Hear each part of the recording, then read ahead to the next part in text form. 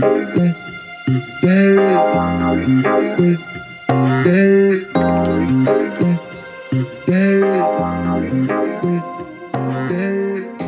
everyone. Welcome to the Heart of the World review show. We are a film review show. I am Chris. And I am Julian. And today we will be talking about João Gonzalez's work, The Ice Merchants. Julian, do you want to tell us a little bit about it? Yeah, Ice Merchants is a short film directed by João Gonzalez and published by The New Yorker.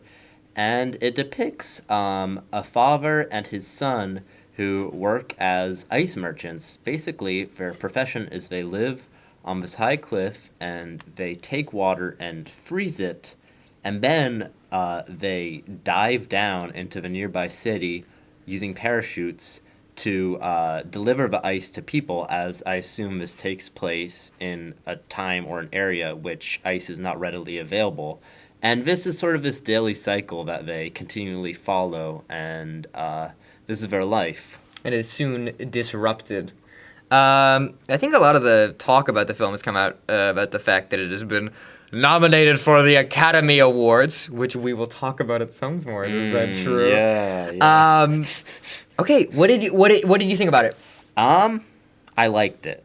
I thought it was a beautifully animated short film, which definitely featured very expressive, just kind of like feelings, like it, and actually didn't have any words.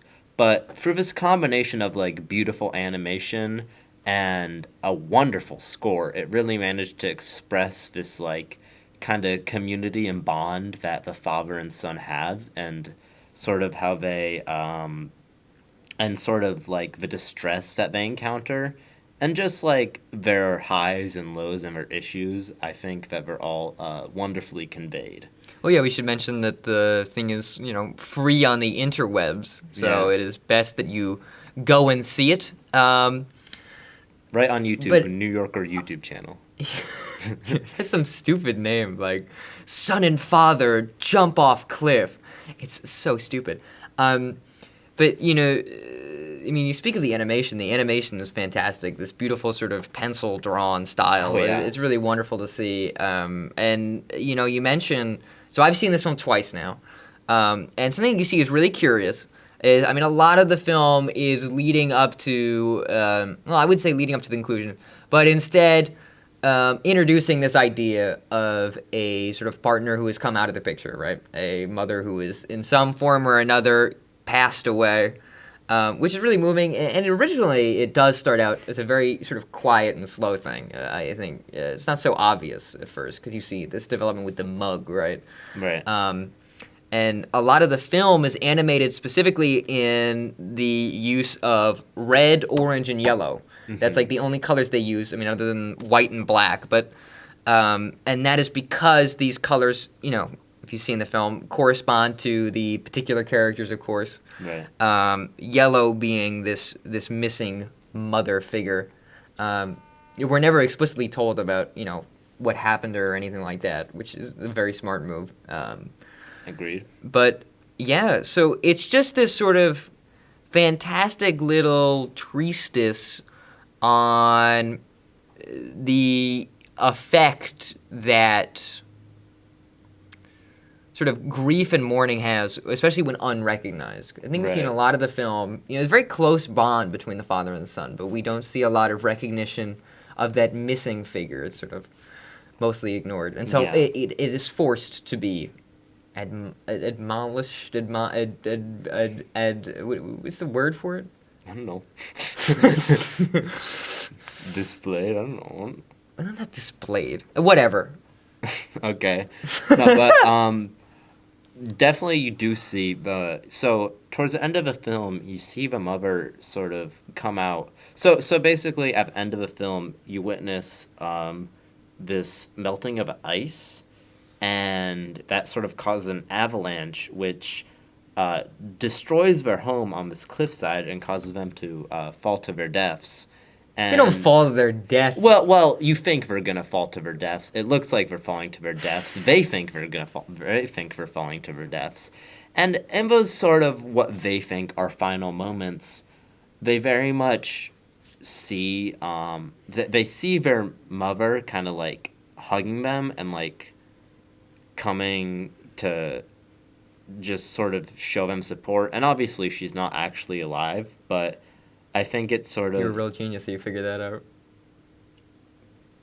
I'm knocking you around a little bit. No, I know. But I think I lost my train of thought. You were talking about how the mother appears metaphorically. Right. I think it shows that in the final face of things, like all things considered, this loss and is something that they cannot just like forget. Exactly. You can't just move on from it. You see a lot of symbols for that. Right. Obviously we have to talk about sort of, it's not the final shot, but definitely the final sequence of the film, which is the hats. The hats. Throughout the film, we see this, beautiful motif kind of shot of these two dancing hats that are sort of intertwined. It's really sort of a lovely symbol for the relationship. Right. And every time they lose their hats and every time they buy more when they go down to the town, which is adorable. So at the end of the film, we see this big pile of hats. And we sort of see that it originally starts as just the red of the father and the yellow of the mother. And then, our two main characters, protagonists, of course, one of them is a child. So, you see the orange being introduced, and then you see the yellow fading out. And as it pans up the tower, right, we see this one yellow hat standing out, which is really a kind of a bittersweet idea, right, of this final jump or this final ride or whatever. Mm-hmm. Not to get into practicalities, but that's a frivolous point. But it is a really sort of bittersweet symbol and picture. And then you see the little people in the hat. It's cute. Right. It's a sweet film. I think it is, to make it more, applicable for certain audiences to understand. It is, of course, a little bit more obvious, right? You start out with the mug, so then if you think you're smart, right? You think you're figuring stuff out. It really spells it out in the end, which makes sense.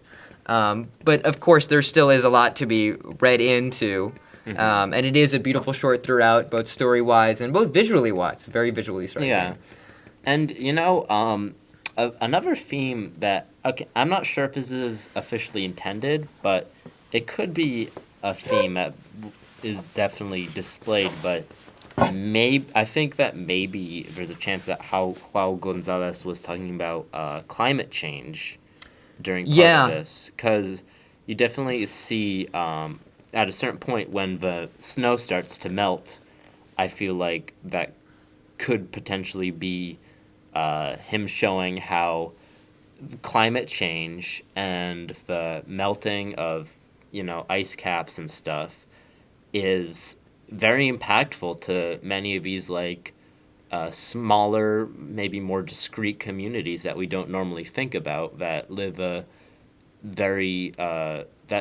certain lifestyle that would be ruined with an increase in global temperatures. That's an interesting read. I think you can definitely see that I've considered it mostly just because of the climax.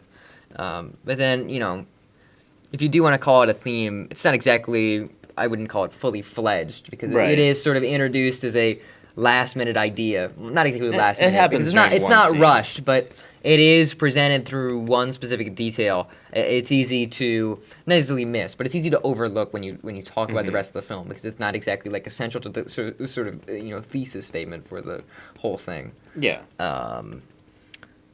Some other cute things, right, or some other very pretty things. I think there's some wonderful shots of the father looking in the ice bucket, right, and looking at the water.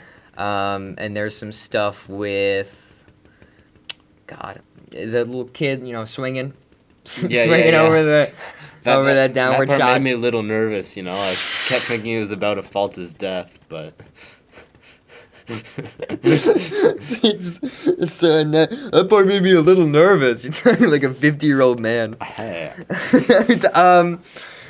All right. I think that's all the things I have.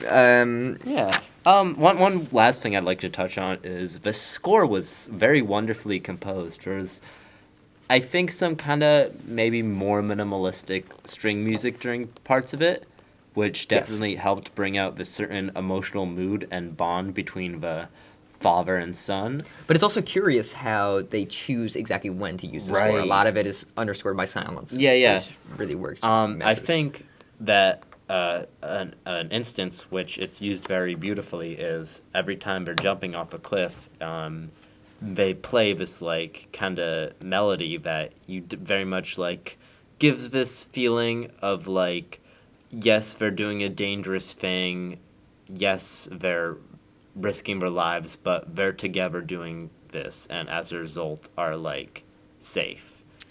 Yeah. And also, I think that definitely towards the end, one instance of the music being used very well that I noticed was when the house was collapsing due to the snow collapse. They kind of brought in this like synth, these kind of like, I wouldn't say heavier, but like these kind of dark synths that just like definitely helped emulate this feeling of distress. A dramatic punch up. Yes, very much. And I think because so much of a score is used kind of minimalistically, this really helped come across effectively. Oh, I forgot to mention, I think it is also very interesting. I mean, we're talking about this style and this sort of this, I don't know, it's crayon and it's pencil and paper style, right? A lot of it's... And you see that, and it's really wonderful how the proportions are not always exact. It is cartoonish proportions to make things feel more precarious or make things, certain, even though it is technically more unnatural, you make it feel more natural, right? Father's very tall, his legs are like half of his body. But it feels very natural. It feels very welcoming. I think those proportions are often used to a very strong degree. Yeah. And I think a lot of the time the son is being portrayed smaller than he actually is, or like in certain scenes, like for instance when he's diving, he's portrayed as this tiny little bundle. I think a lot of the times that really kind of accentuates the sort of like dependency he has on his father, that he's like this last figure and he needs his big strong dad. Totally. Okay, you want your final thoughts? Do you have any? You think you've said it all? I think we've touched on just about everything. Okay, I don't know if you want to do ratings on this show. I wasn't thinking about it. I think it was just more. No, if you want to do out of 10. No, I'm doing Roger Ebert style. I give this film 1 thumb up. I don't remember what Roger Ebert sounds like. I don't think I've ever heard Roger Ebert. I don't know Roger Ebert's style. I'll give it... What do you mean? Wait, like his rating style? Yeah, I don't know. It's 2 thumbs down or it's 2 thumbs up. We're not doing this ever again. I give it 1.5 thumbs up. Well, that's like a pussy move. I gave That's a loser move, dude. I gave it 9 out of 10 or a 4.5. That's my letterbox. Thanks for the rating. math conversion, dude. Okay, let's do some. Do you have any honorable mentions? You see anything recently that you thought was interesting enough to mention? Oh, I saw Stalker. That's a whole nother beast. Of course. Did you enjoy Stalker or did you simply despise it? It was pretty good. No, it was quite excellent. Definitely, very depressing, but very good. No, I also saw the new Puss in Boots. That one was pretty You saw funny. them back to back. Yeah. It's a natural sort of a mixer. I've also seen the new Puss in Boots. I think we might talk about it at some point if we do something with talking about, like, it's been a very interesting year animation-wise. But Puss in Boots itself, I think we both agree, is pretty good. It's a little bit overrated, though. Cool. Hold your horses, fellas. Because this one is just what a movie is supposed to be. I think people have gotten so, like, mixed up in their minds as to what, like, a movie is supposed to be. They can't go to the movies and, like, see a movie anymore. And I think they saw, like, a pretty good movie, and they were like, wow. Yeah. This is a reminder of what it's supposed to feel like. especially with so many people feeling bogged down with like the standard format of animation among big budget animation studios, to see, someone experiment a little more and, do this really kind of beautiful, unique style of animation really definitely resonated with a lot of people. Yeah. I wanted to mention, I actually have seen the swath of Oscar-nominated shorts for this year. I haven't seen the documentary ones. I have seen the narrative and the live action and the animated ones. And goodness gracious, it reminds you the Oscars have forgotten how to have fun. There isn't one guy there who's had a smile in their life. It's some pretty good stuff, right? You got Ice Merchants is very notable from the animation sector. They picked one that's disgusting. That's called, it's very sweet, like child's animation called The Boy, the Fox, the Horse, and the Mole. Oh, is that the one that's like It's Apple. the like generic inspirational quotes? It is. Every line is in some way or form a platitude that you could stick on your Etsy pillow.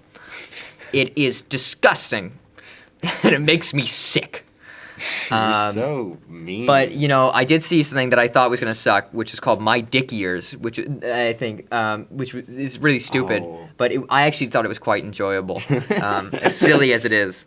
Live action-wise, I would recommend. There's one film called The Red Suitcase, which is not one of the fun ones, because there isn't really any, but it's very good.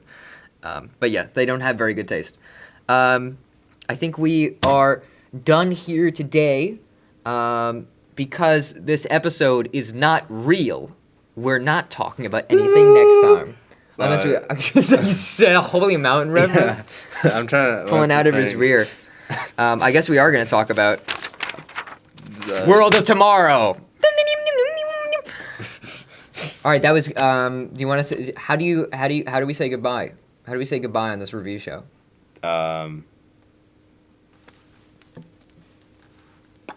Okay.